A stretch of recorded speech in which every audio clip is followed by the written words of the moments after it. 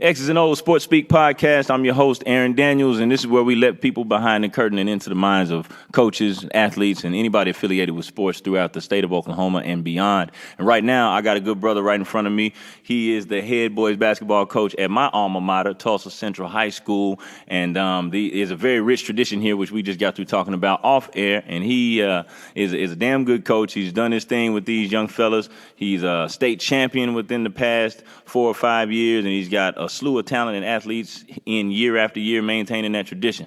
Got Eli Brown with me. How you doing, Coach? I'm doing well, man. Good to see you, man. Oh, yeah, good to be seen. Thanks for coming and showing some love. I know it's a holiday. It's fresh off the turkey day, and you broke loose from the family for a little bit to come do this. So we're going to dive right into it, Coach. Where you from, man? Tell us where you started. Born and raised here in Tulsa, man, and I've been here ever since.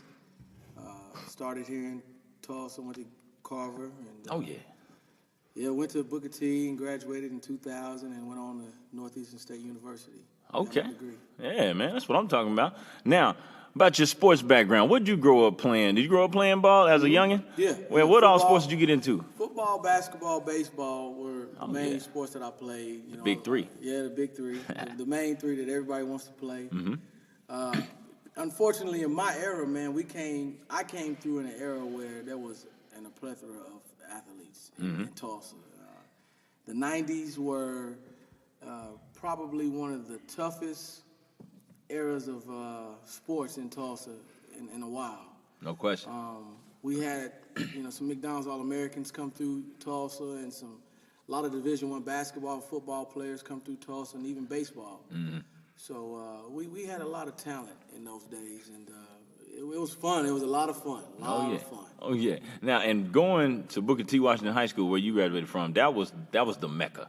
You know what I mean? Here in the city of Tulsa, especially during that time. And I'm gonna just be frank about it. Like, if you were good and you were talented, and if you were black, that was the place to go. You know what I mean? All of my family and everybody, my mom and her brothers and sisters, that's where they went. Right. Man, what was that tradition and that pride like? Was it like or unlike anything you'd ever seen before? Well, growing up, my uncle was the Levi Brown. He was the assistant coach with Nate Harris and Mike Mims at Booker T. So he was there from Wayman Tisdale on to Ryan Humphrey and McCorders and all those guys. Mm-hmm. So I grew up watching those guys play, and I grew up going into the locker room, and I knew I always wanted to go to Booker T. Mm-hmm. And my older cousin BJ played at Booker T, and when I got there as a freshman, I remember walking into the gym to freshman practice, and it was like, this is unreal. Ryan Humphrey was a senior. Marcus Hill was there. Antonio Reed was there. My cousin was there. It was just, it was unreal. And it seems like every practice up in the stands, there was 10 or 15 Division I coaches right there watching. And it was just, I'm practicing, and I'm looking at Hall of Fame coaches. It's like a camp almost. Yeah, Jim Boeheim, Coach K, and it was just Tubby Smith, and all these guys were there, and it was just unreal. And Coach Harris was a bigger than life figure, and we just played so hard, and we worked so hard. And as a freshman, I can just remember just getting caught looking at the other end. Yeah, I got you. Instead of locked in on what you're supposed to be doing. Wasn't paying attention. And we had 20 guys on our freshman team, but there was probably 40 guys in the freshman class that could ball. Yeah. That's how much talent was there at that time, and it was crazy, man. But it had to be a tough job for any coach at that time to try to decipher between all of those. Yeah, it's tough, but you'd rather have that problem than the problem of, you looking around like, I don't know who I'm going to play. Oh, yeah, because all of them equally as bad. Right. Okay, now, I can remember coming through, I'm a little younger than you, but I do remember the myth of Nate Harris, the legend. I used to hear all different types of tales about him, about how he was or how he wasn't. And one thing that I always hear, even now as a coach, like there's a misconception out there that when you got a bunch of talent on a team, that makes it easy to coach. I'm not sure if that's true. And you got a lot of talent, and you've had it since you've been sitting in this seat at Central. Exactly. Can you attest to that? Is it easier when you got more talent or harder? No, it's harder in different ways than it is coaching without talent. Okay. I've had the opportunity to do both in my time here at Central. With talent, you gotta let them know that they're not as talented, but you also gotta let them know that you really are talented. And I mean, you gotta teach them more of the nuances of the game. Mm-hmm. You're not so focused on the fundamentals as much as you would be with less talent, simply because those kids with a lot of talent usually have a lot of those fundamental skills. Mm-hmm. A little more So developed. they're more developed. So you don't have to spend a lot of time at the lower level. Mm-hmm. So, but it's a lot of kids that you got to gel together. Mm-hmm. A lot of different personalities and a lot of different strengths. And a lot of those kids are strong-minded individuals. Right. And you got to try to get them to come together for the common goal. And that can be tough if you got 5 guys that can score the ball. They can really go. 1 ball, 5 guys. In 32 minutes. Oh, yeah. So, have you run into that plight since you've been here where you had a team that just was struggling to buy in because you had so many guys that could go, egos, the whole bit? I think my first 2 years, I really had some talented kids. We went to state my first year. And that was 2012. Okay. I'm sorry, 2010, 2011 season. Okay. Ryan Devers was a senior. Right. I remember that group. Ryan was a coach on the floor. He was a coach. I could just run a high ball screen with Ryan, and he'd figure out the rest. Mm-hmm. But my second year, we went to state again, and I had a lot of young talent with Ryan, but they were more mature their senior year. And it was unique trying to get them to gather their thoughts and gather their emotions and try to get them to understand that we're all here for the same goal. Mm-hmm. But we had fun that year, and we got to where we needed to be, I'd say, in January. Mm-hmm. That's when you started to see kind of turn the corner. Right. If you go back and look at our record, we were maybe 7-1 going into winter break. Mm-hmm. So people say, well, you got it together in January. Well, no, we got our minds together, which means we were playing much stronger and much together when January got here. Mm-hmm. In the first part of the school year, we were probably playing off just pure talent. Mm-hmm. But once we started playing with togetherness and understanding ball reversals and understanding why we win more when we share the ball and get a certain amount of passes per game, once they buy into those things, man, those talented kids become great. Oh, yeah. And that's when you give yourself a chance to win a state championship. But I think my 2015 team, which is the team that won state, was a team that was talented, but they were more of a team that got it. They knew exactly what each person's role was. Right.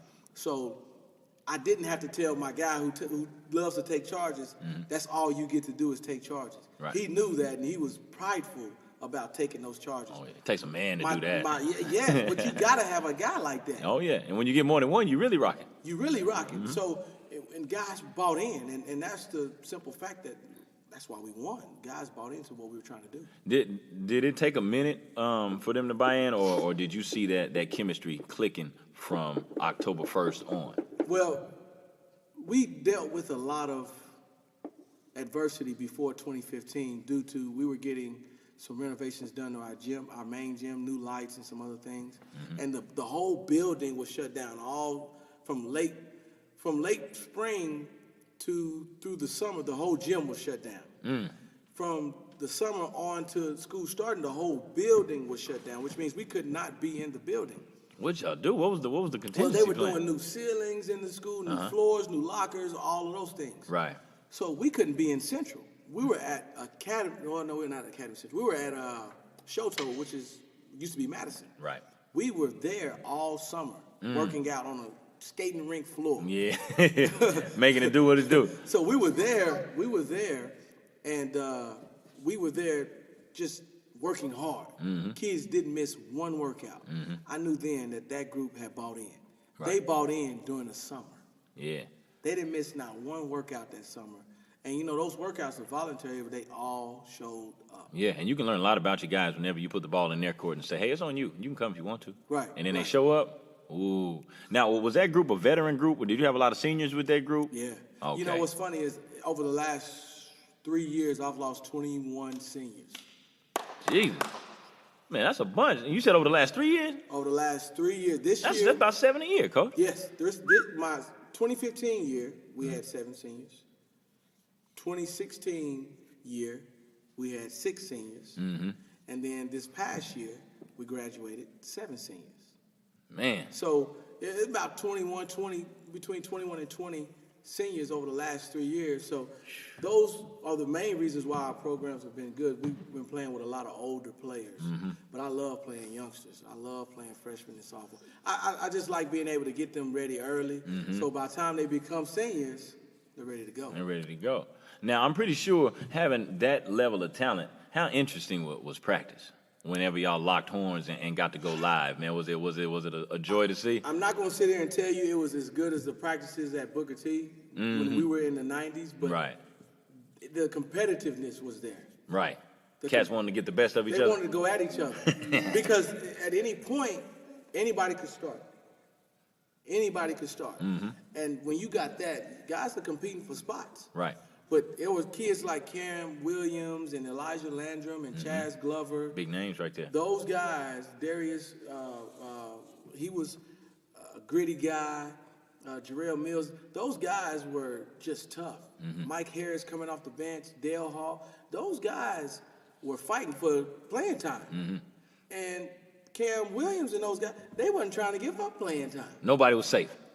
They were like, no, y'all not taking our playing time. That's so right. Guys didn't miss practice. That's good. One thing, you miss practice, you don't play. There you go. Just that simple. So, and if you miss practice, even if you had an excuse, you might have got knocked down the chain a little bit. So you didn't want to miss practice, and it was a war. We had a lot of wars in there that year. Would you say, now, if you can be as objective as possible, do you think your program is now at a point to where it sells itself as when it comes to keeping a fresh crop of talent coming in every year with each freshman class? I like to think so. I like to think kids see the value in what we try to give them here. You know, when you go back in my 7 years, this is my 8th year, we've had 23 guys go on to play college basketball or football. And to me, that number is as good of a number as anyone else in this area is producing. With a graduation or a class or a school size of averaging 515 right now over the last 3 or 4 years. Y'all still 4A, correct? Still 4A. All right. So I really feel like what we do is, you know, when I got here, I played at Booker T for a little bit, and then I watched Memorial and Edison and, you know, the Jinx, all those schools with a lot of resources. Right. And one thing I said, I want my kids to walk across the stage and say, I didn't think we missed out on anything by going to Central. Yeah. We got to travel.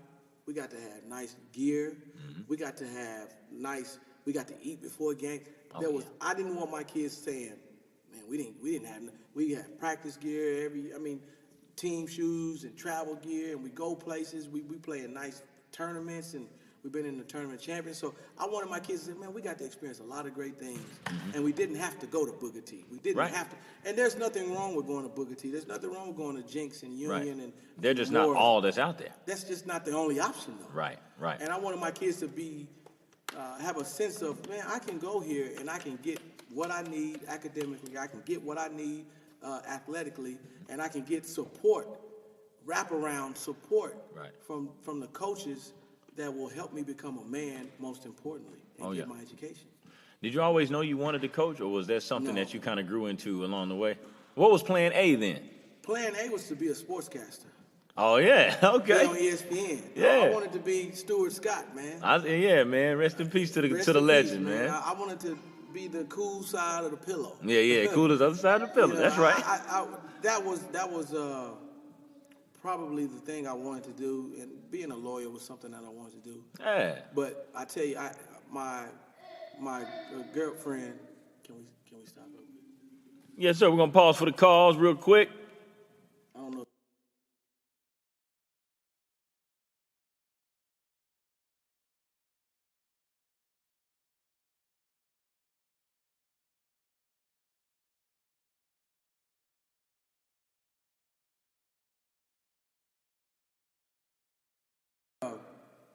What got me into coaching was my girlfriend at the time, who was now my wife, Crystal, got pregnant with my daughter.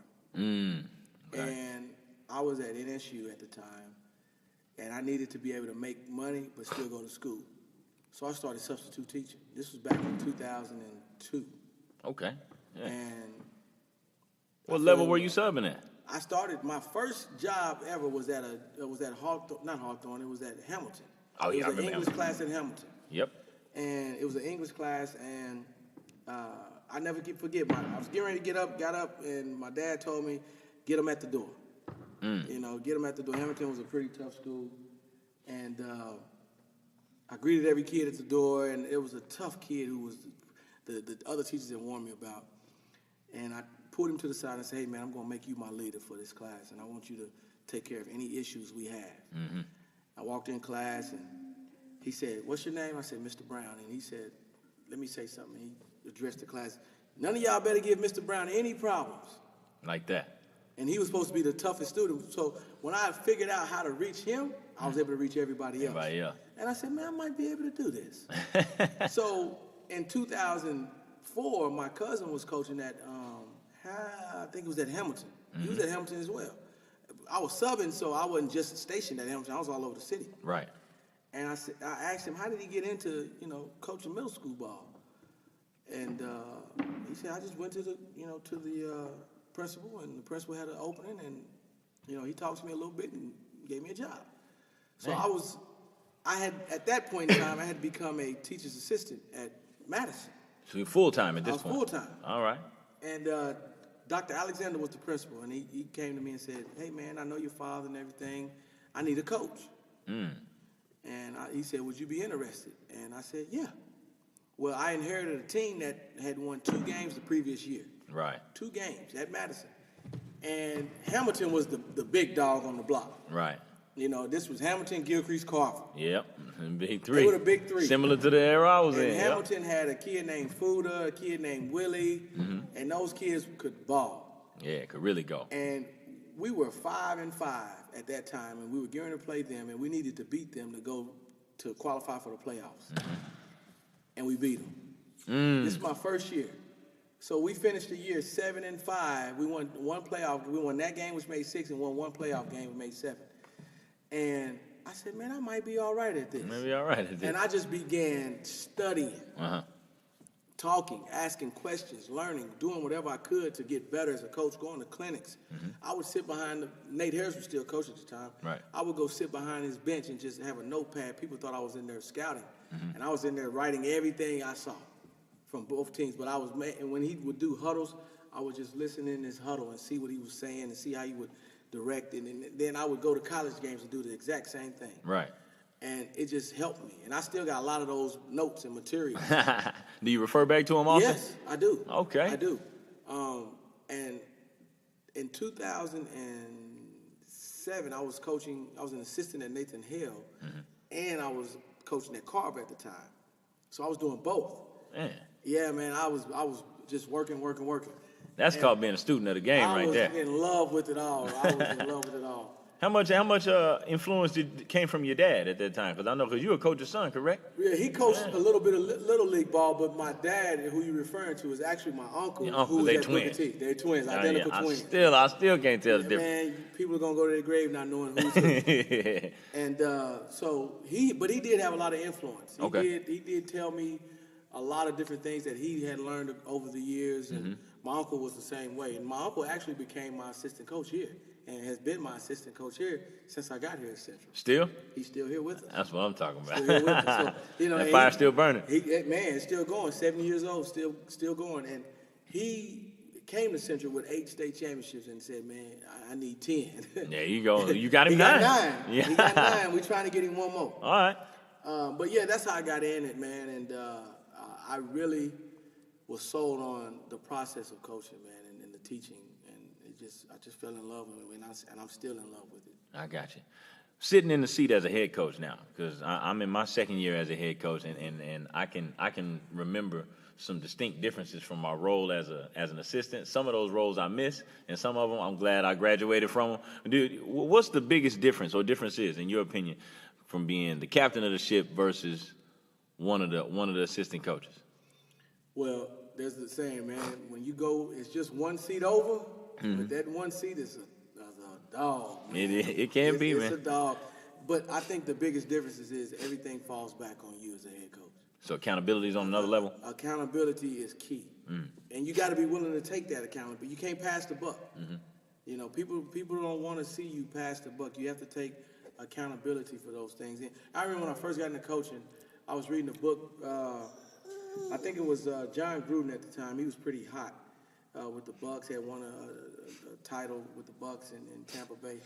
And he said, man, coaching is just about putting out, you know, dealing with the things that you know are coming in, but also dealing with the 4 fires that you had no clue were coming. Uh-huh. That's right. And that's the unexpected, as they say. Expect the unexpected. Mm-hmm. And so I just think being in the hot seat, so to speak, you got to be able to say, I'm going to be accountable for every little minute detail that goes on in my program. Right. And then I think the difference is you got to be willing to manage everything that's in your program. Right. And you got to be able to, teach everything that's in your program. Mm-hmm. So you got to be able to make sure that your stamp is on everything in that program. Mm-hmm. So if you expect people to be on time, you got to be on time. If you expect professionalism, you got to be professional. If you expect hard work, you got to be a hard worker. And I love to think that I have that blue collar mentality where I don't mind getting out here working. I don't mind getting out here, you know, making sure we got food and we got things that we want to use in order to help us be successful. Mm-hmm. So I think the differences are those, and I also think that the differences is that you got to be able to make those adjustments in games. Mm-hmm. That you're not the one just giving things to the coach. Right. You got to be the one to implement those things that are given to you, or the things that you think will work. So it's a lot different. People, you know, everybody there's a saying that I have that everybody in the stands is undefeated. No question about it. They're undefeated. They haven't lost a game. Right.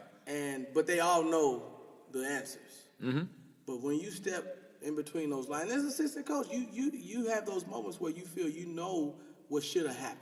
Right. But when it's your time to shine and it's your time to make those calls, it's a lot different. It is a lot different. You got more things you're looking at and all that stuff. And you know you got to take the praise because folks going to show you love when it goes right. But when it goes wrong, it's coming down on your head. If they make the shot, you a genius. That's right. If they miss the shot, man, what was he thinking? What was he thinking, man? Come on, man. Coach tripping, man.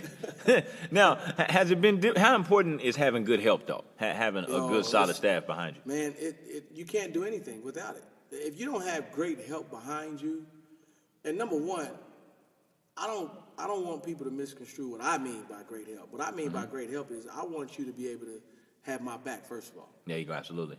I got to be able to trust you.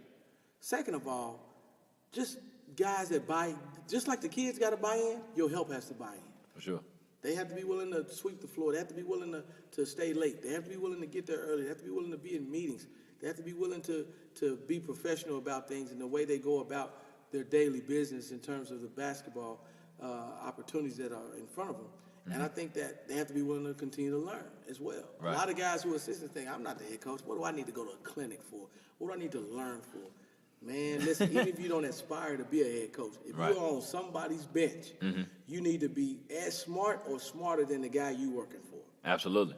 Because you become a valuable asset. Right. And I think that that's very important to have people who are as hungry as you are, if not hungrier. Mm-hmm.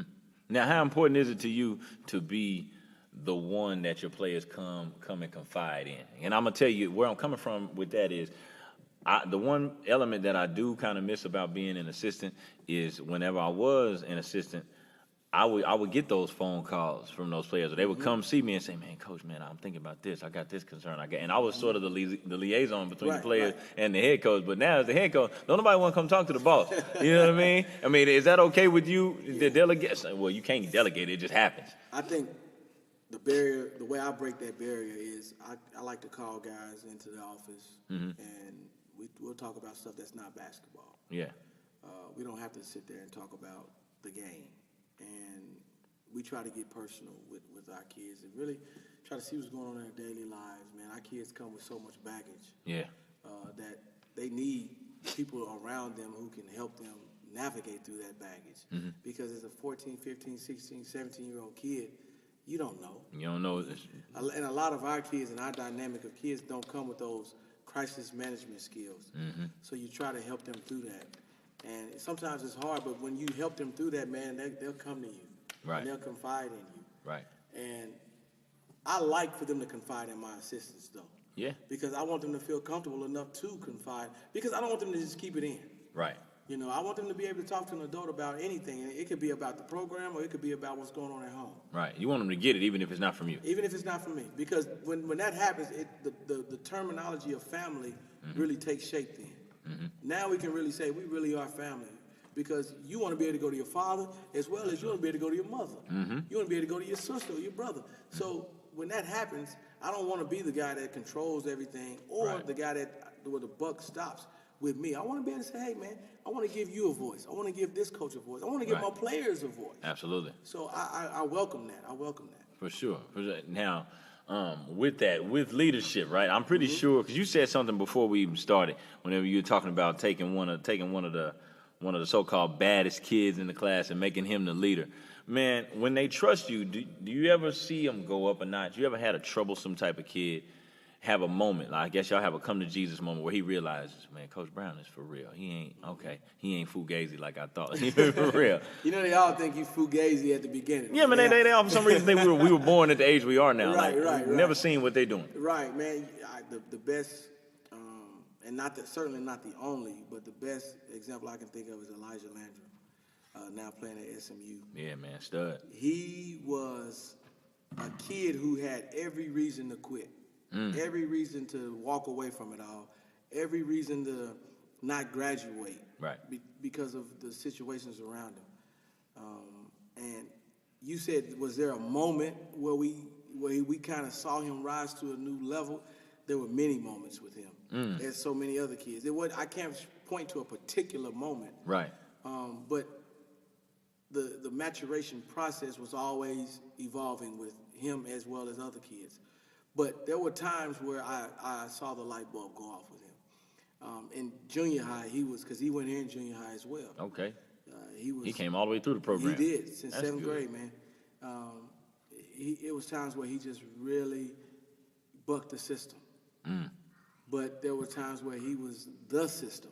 I got you. And it made a difference in his life. And a kid like that who is now in college, not just playing ball, but in college. At a very prestigious university in terms of the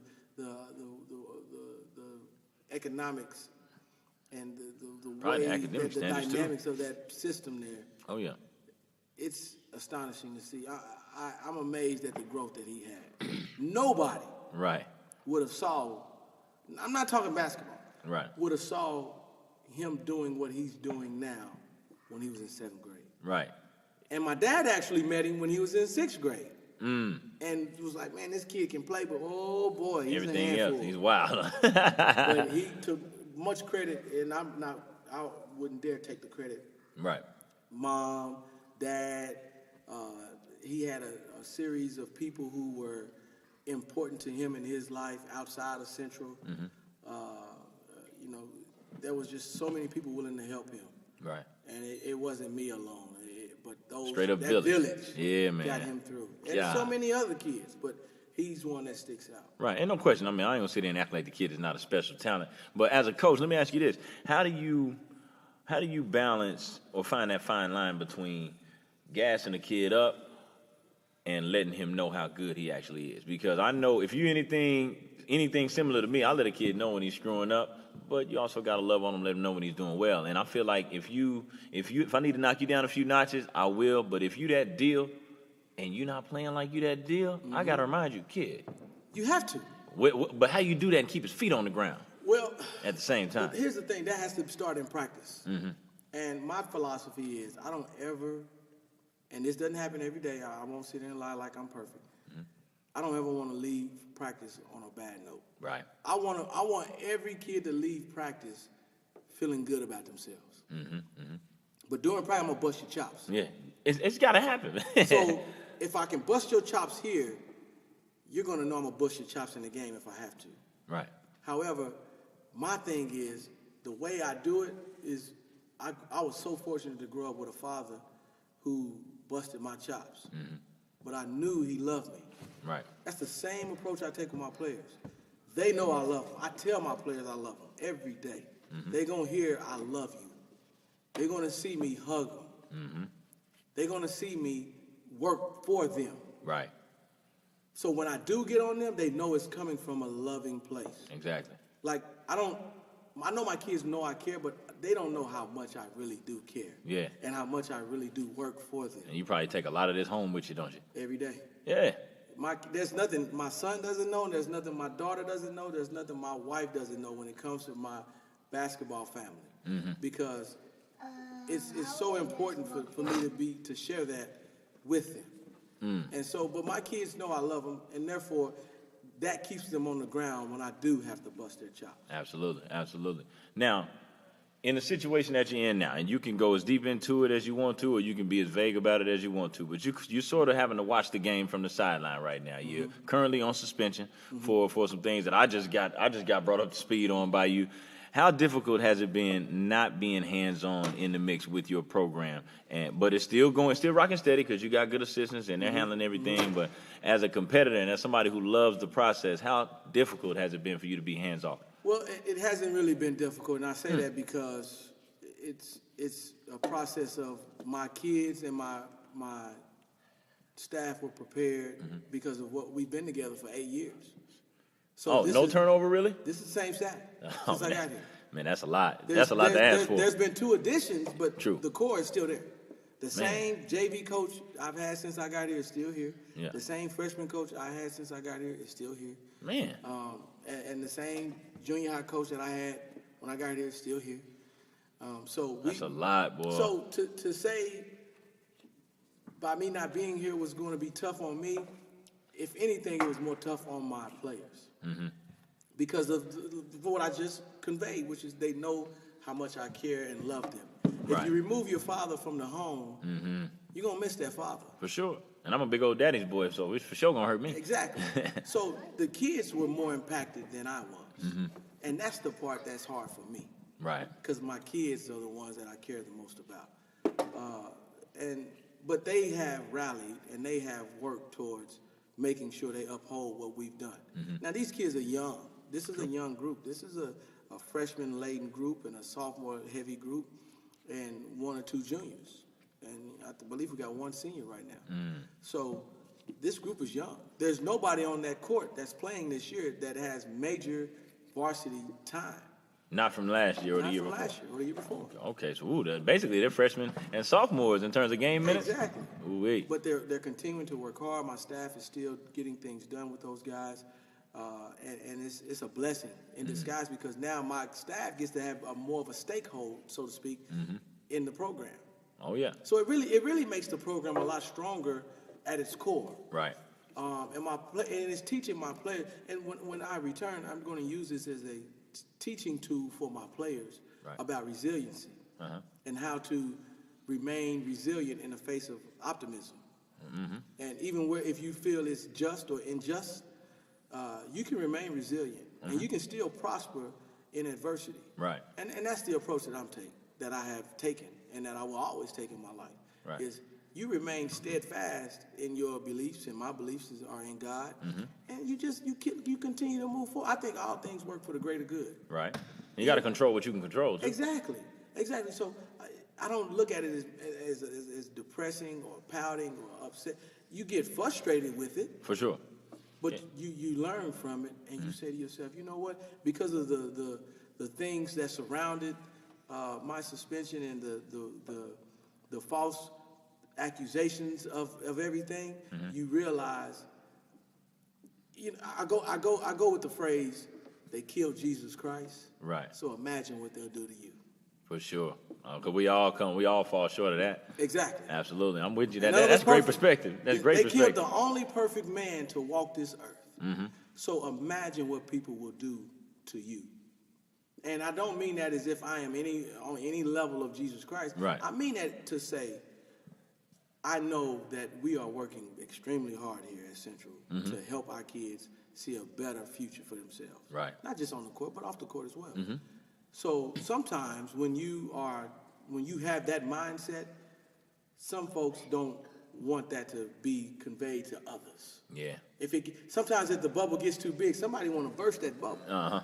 You know, somebody want to bust that bubble. So, especially when it didn't come when it wasn't theirs. Yeah. If you don't have a hand in it. Oh yeah. you can get, jealousy is real. Envy is real. And we see it every day. It's disguised. That's the scary part a lot of times. Right. My uncle used to have a saying, man, I know the story and you do too.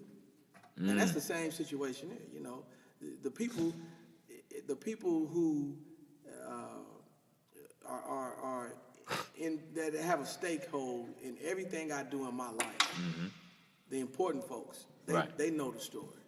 And at the end of the day, I sleep very well. Right. And I know that my intentions for my players and for my staff and for the students here at Central is the intentions of a great future for those kids. And so my administration here at Central is phenomenal. Right. They got your back? 100%. 100%. And so that also helps. I can attest to that, man, because I've heard, as I'm pretty sure you can attest to this too, anytime there's a negative narrative about anybody in this city, you're gonna hear some of the whispers. I haven't heard any negative like that. Not about you. You know what I mean? So I think I gotta agree with you with your administration holding you down like that. Right.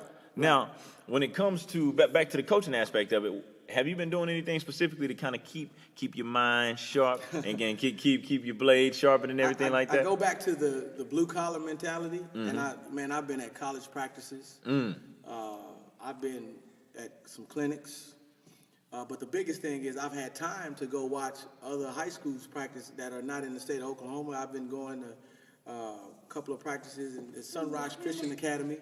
Oh, yeah, okay. And the head coach there and the assistant coach there are good friends of mine. Okay, so that worked out. Oh, yeah, man. And, plugged up. And so I've been tuning into that. And so I've had a chance to really get connected with my college coaching buddies and really see them practice and watch the way they do things. And so I have a new notebook that's almost full. Man. of new ideas and new things. And putting fat on your brain. Yeah. And so it's giving me an opportunity to kind of learn more, to kind of grow as a coach and as a teacher of the game. So, like I said, it's been a blessing. It's been a blessing, man. And so it's been keeping me sharp, and I've been able to spend a lot of time with my family. And so it's been, man,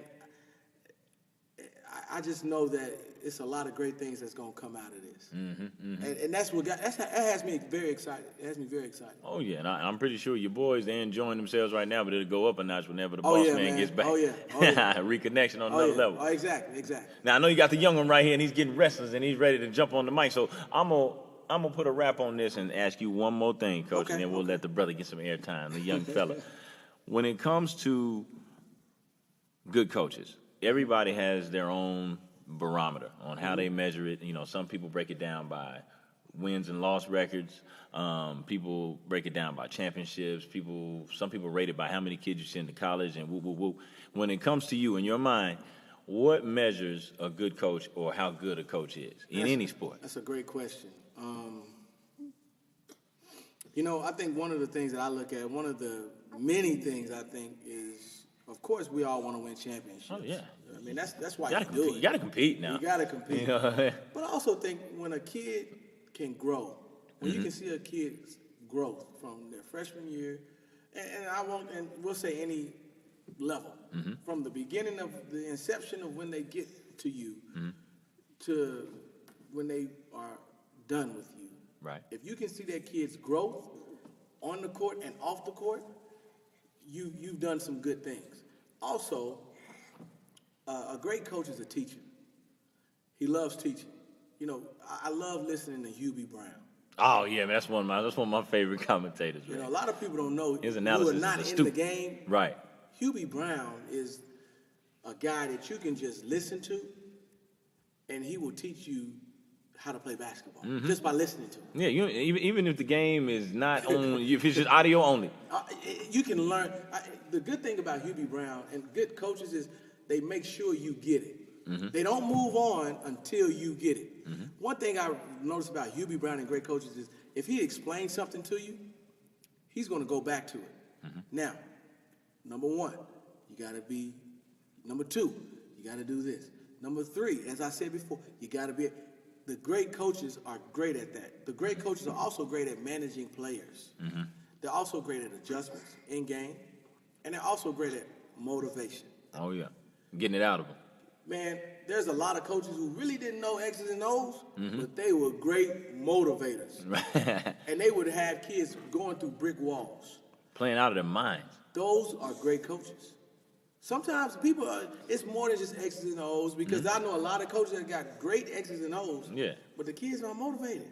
Kids don't play hard. And that's disturbing to watch for me, man. It's like you can snap that whiteboard in half. Yeah, when people tell me, "Hey, man, I really like how hard your team plays," that's a great compliment. That I take that compliment as high praise, because it's hard to get these kids to play hard. It is consistently for sure. Whoa, man! So when I got kids diving on the floor for loose balls and taking charges and boxing out and talking on the floor, man, those things, they matter. And when you, as a coach, can get kids to do that, that's the mark of a great coach. And I'm not putting myself in the category as a great coach, but I like to think I know that's something. That's what you're shooting for, though. And all that stuff is contagious, though. A lot of those are momentum changers. They're about as infectious as a dunk. Nothing great was ever accomplished without great enthusiasm. For sure. And I mean, you can learn a lot from Bill Belichick and Popovich. Yeah, the greats. You can learn so much. And I'm always trying to take something from each and every coach, man. I'm always working to get better at what I do. And I just love the game of basketball. It's beautiful. It's poetry in motion. Right. And it's so energetic to be around. It's the greatest sport in the world to me. I know I'm biased. I love football and I love golf. I love golf. There you go. I saw them pics a couple weeks ago out there on the course. I was playing today. Before I got here, I played around, and then I came here. I mean, I went and took a shot, came here, and that's why it took me so long, man. It's all good. The weather was, but the weather was too nice not to. We don't know when we're gonna get this again. I know. I gotta get when I can play golf in November. We're doing something. Oh yeah. Well, Coach Brown, I appreciate you coming through and showing love. Thank you, man. I appreciate you having me. Yeah, wish you much love and luck this year. Whenever you get back, hope those fellas hook it up and give it all to you. Now we got the young fella, EJ. What's up, EJ? You want to say something to the people on the mic before I shut it down? Hello. Hey. Word from the wise right here. This is Sports Speak Podcast. We'll hit y'all next week. Appreciate you.